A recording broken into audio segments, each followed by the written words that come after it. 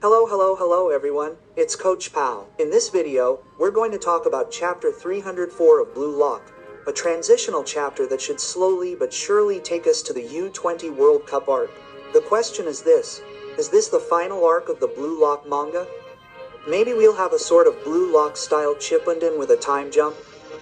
And in any case, I asked you the question in my review, and the reality is that many are not convinced by this rather abrupt ending, since we were all expecting the Senior World Cup. In short, for me this U20 World Cup arc is the last of the Blue Lock manga for several reasons. First, because we finally know what H's promise to Baratsuda was, to choose his 23 players and make Japan win, otherwise Ego will be fired.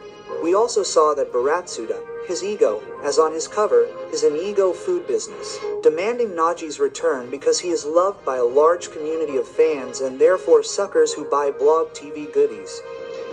Thinly veiled criticism of the authors of the manga and anime business with the question, does a popular character have a totem of immunity for life? In any case, Ego and Baratsuda clashed and both stick to their position, especially Ego, who is not going to change his 23 to include Nagi. But the bulk of the chapter is the press conference given by Henry, who with him we had Aiku Sendo, the stars of the former U20 and the two number 1 of the NL, Rin and Isagi. What worried me was Henry's whole speech, considering that the U20 World Cup under the impetus of Blue Lock and Blue Lock TV has become more hype than the real Senior World Cup. For me, when an author does this, that is to say, highlighting their arc and making a big deal out of it for the hype, it's a good sign that this U20 World Cup will replace the real one, the one we all wanted to see. As proof, the announcement of the competition states that 64 countries will compete with all the next-gen players, including Kaiser, Lorenzo and Sei plus Loki. So when I read the number of countries plus the next-gen players plus Loki, for me it's late that it's Blue Lock's Avengers Endgame. The authors are going to try to get everyone involved to have the big battle of selfish football, the endgame. And to finish the game, how are they going to do it? 64 countries. My theory is to divide the 64 nations into two conferences of 32 teams, starting the tournament with a knockout round of 32. So, for Japan, they could have Kaiser's Germany in the conference final and Loki's France in the real final. And why not Noah with a star change system rule like in Nell? Why? By Sei Itoshi. If all the next-gen players are invited to play in this World Cup, what do we do for Sei, since Ego said he had his 23? Which means that Sei will come via a new rule that wasn't part of the promise of having the power to choose the 23. So for me, his return will only happen through this rule or something like that. I don't believe in a team of 11 next-gen players playing together. But for who? Redar, the next General 11 isn't a country, so I don't believe in it. It doesn't make sense. So it's by elimination that Sei could come to the World Cup via this rule and make Sei the team's bonus superstar. Which means, and I strongly believe in this Blue Lock endgame, that we will also have the NL coaches and the Wall team players. In addition to new players to end on a huge battle of egos in front of the Blue TV cameras. For me, this is the only way to explain Henry's shocking remarks in this chapter 303. And it would validate Isagi's speech as a good captain and leader that he will make the 20 inches World Cup the hottest place on the planet of football. Reference to his strong words after the U20 match about bringing the World Cup home. And finally, a little spotlight on Nagi in the midst of depression, who no longer has any desire for anything. So we have this Isagi-Nagi duality. One in full progression while the other is in full downfall. So there are 47 days left before the start of the World Cup. If the authors take their time before the start of the World Cup, we will have to wait several weeks before the competition. On the first page of this chapter, we find Isagi at home enjoying his favorite meal, a tad bit old, prepared by his mother, as seen in the first episode of the anime or in chapter 1. Clearly, the symbolism is there. Why? Because it was during this same meal that Isagi discovered his call-up to Blue Lock, thus the beginning of his adventure in selfish football. Perhaps his superstitious mother decided to make the same meal to bring her son luck with the World Cup. We had the meal before Blue Lock, and now we have the meal before the World Cup. It's a sign. The first narrative arc concluded by this one. Another clue that the U20 World Cup arc is the last. Leave your opinion in the comments. In any case, the last time we had this scene, Isagi was wearing the tracksuit of his high school team, Aichinen. Here, he's wearing a hooded Udi suit, a reference to Nagi, who also marked his suit with our geniuses. Another reference to Nagi. We see him doing the Japanese-style bon appetit greeting, which also appears every time before a major turning point in the story. We remember the same gesture during the Igarashi Gagamaro Raishi meal before the match against the U20s. But here the idea is that Isagi, and perhaps the other Blukes, go home for a big meal prepared by their mother or father. It's the comforting aspect, finding one's family, regaining energy before going back into battle like a warrior going back to war. And finally, the title of chapter 304 is called Patron of Dreams. The following page says, you see his parents all happy for their son. Without intending to, Blue Lock made 2 of the parents Mbappe's project. And for once, we celebrate all this with Isagi's favorite meal, tonkan. If victory had a taste, that would be it for Isagi. The guy has been so excited since his prime and his #1 spot. His mother is delighted but surprised that he came unexpectedly. She asks him if there is a break with Blue Lock. Isagi answers in the affirmative and adds that they have a 2-week break before going back to play. 2 weeks, or 14 days, which you subtract from the 47 days left before the World Cup. Team Blue Lock Japan would have 33 days to prepare. His mother tells him, cool. We're going to have an orgy of your kadu, while the father shows him his pride at his son having become a football celebrity. Isagi's mother tells her husband to stop overdoing it. And then, speaking of the susu, Isagi tells you that their offers will be taken care of 100% by Blue Lock. So Blue Lock or Ego are the players' agents. Do they get commissions? I find it suspicious and quite naive of Isagi not to manage the extra sporting aspect with this blind trust in the institutions, especially when they are run by Baratsuda's GoFoot business. Will they be slaves, gladiators, and the block their arena? An idea that has been mentioned many times on my channel. In any case, Isagi doesn't know the details. The only thing he was told was to focus on the sporting aspect. So the World Cup. I'm telling you, this whole thing stinks. His mother, with her angelic face when his father denies it a bit, perfectly plays the role of the naive parent who drinks in their son's words as if everything were perfect in the best of all possible worlds. While you've seen him in the shadows, Blue Lock is far from being a paradise on earth, quite the opposite. She tells him that it's great that he became #1 without even mentioning the financial aspect. Isagi thanks him and says he's happy to have achieved his goal of being #1. Please, Isagi, add bis next time. #1 bis, don't forget. And then his dad, who we like a lot, does an imitation of Isagi when he clashed with Kaiser at the end of the match against Paris in chapter 294. Isagi tells him to stop because it's embarrassing, but his mother reminds him that this kind of behavior is not appropriate, a bad example for young people, and there we are. His parents are going to tell him not to end up in dark Isagi mode while I say yes, Isagi dives into the ego arc side. In short, humor aside, but in my opinion, there is a little strong shadowing between the warning about his aggressive behavior that could eventually take over, which I hope would be the possible return of Nag as the one who would treat Isagi. Dr. Nagar comes to the rescue. The doorbell rings and a delivery man drops off a large box with the Blue Lock logo. On the next page, we see the inside of this box. It contains dozens of DVDs, a letter, and a plane ticket. The letter is from Ego, who writes to Isagi, "Learn football, Isagi, and your next evolution lies here. Find it for yourself." Quote, well, clearly, it sounds like Jim Pachiego's last lesson, the last instructions for the final arc.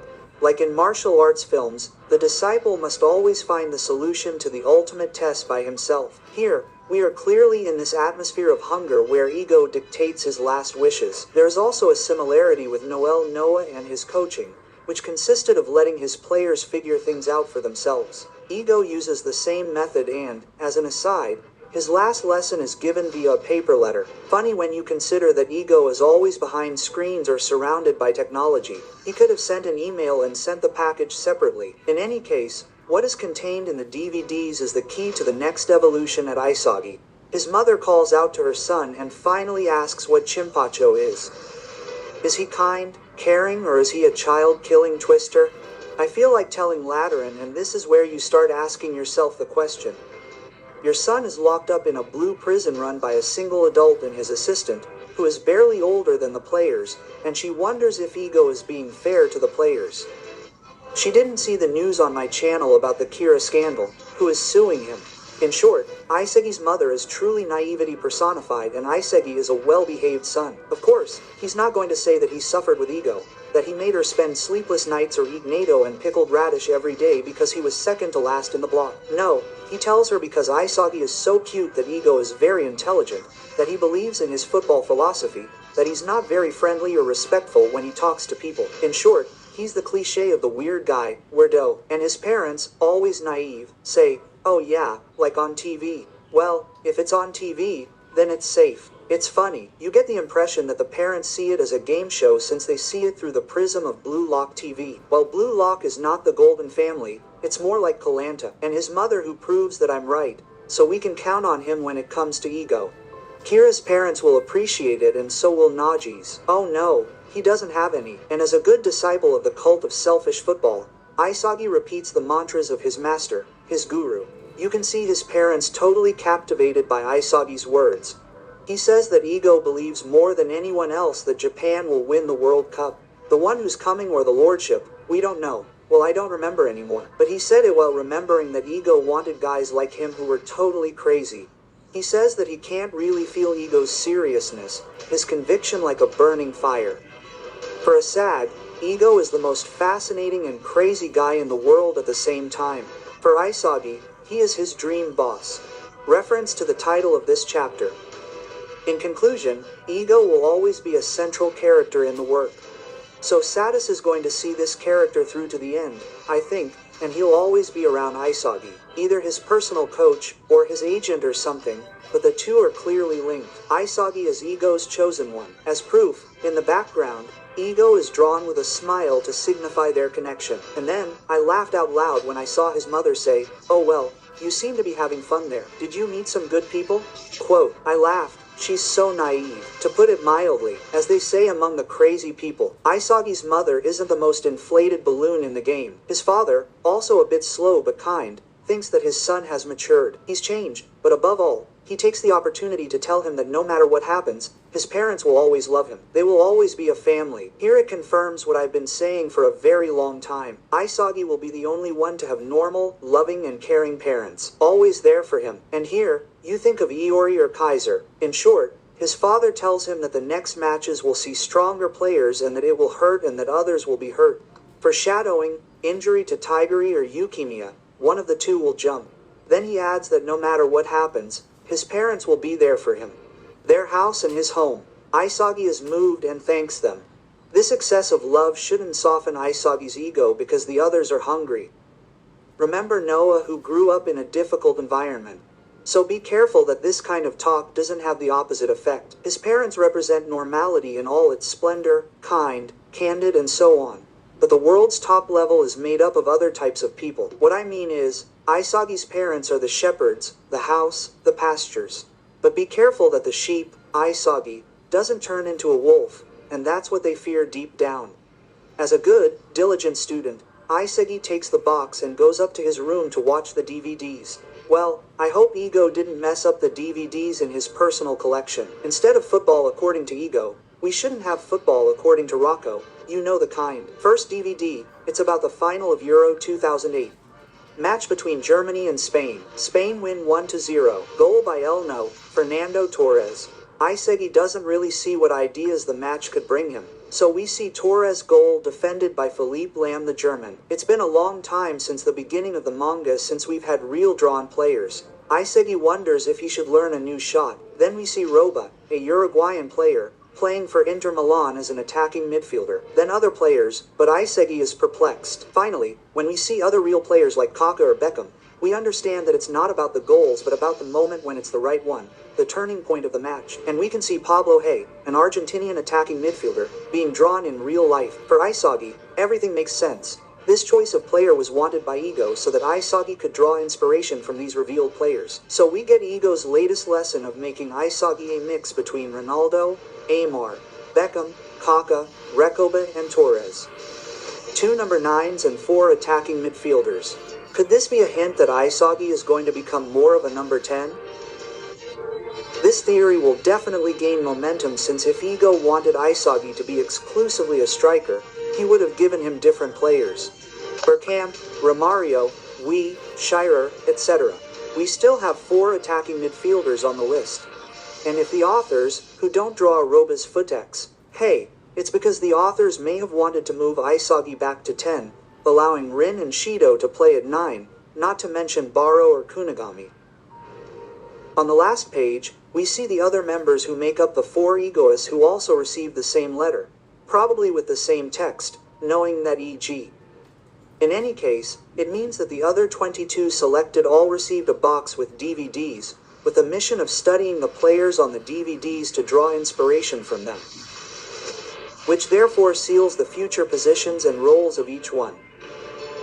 Bachira must have had some Ronaldinho, Tiger some Robin, Kunigami some Go, etc. In any case, I hope for their sake that none of them will come across the special DVD of Ego, Football According to Rocco. The next chapter will be called 23, like the 23 selected players. There are now 45 days left before the World Cup. Are we going to have many transition chapters given the number of days left to learn what else? And also, Isagi got a plane ticket. But where to go to Germany to see the club, the bastard, and why not clash with Kaiser NES to set up the first skirmish of the upcoming duel? The answer in the next video. Blue Lock is merciless, only the strongest will survive. That's it for today. You can put your cleats away and we'll meet again very soon to talk about the story arcs, the players on the teams, and theories from the anime. There's so much to say about Blue. Comment, like, subscribe, it's important to keep this community alive. Thank you so much, Panenka. And Sync. Bye.